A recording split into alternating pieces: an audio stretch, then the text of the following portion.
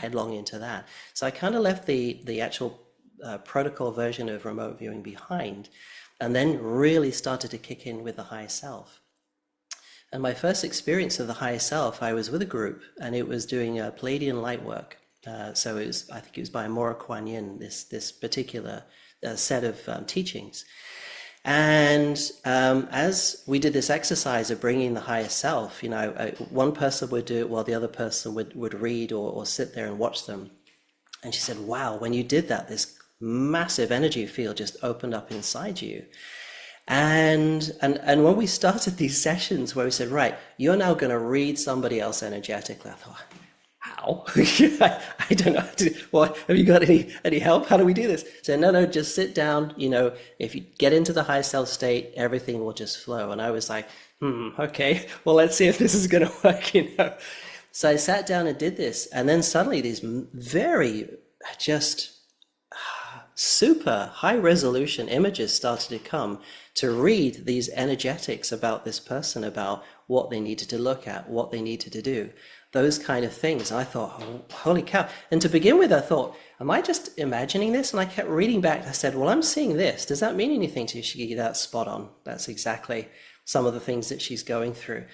I thought, okay, well, that's good feedback. So at least I know I'm not, going off the handle here.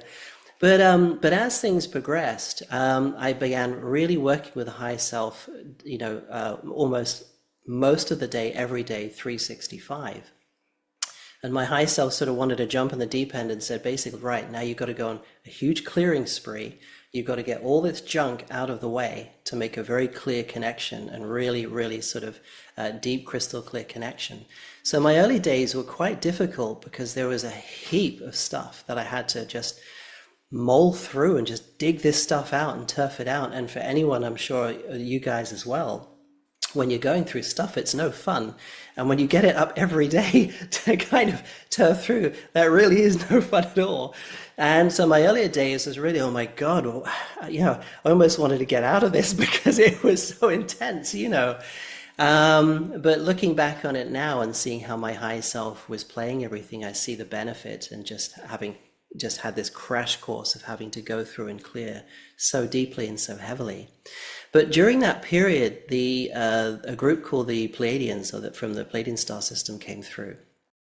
And they're very gentle, very wise, very heart-centered, very intelligent race of beings, very, very sweet and caring. And they were very compassionate and patient with me because they would sort of give advice.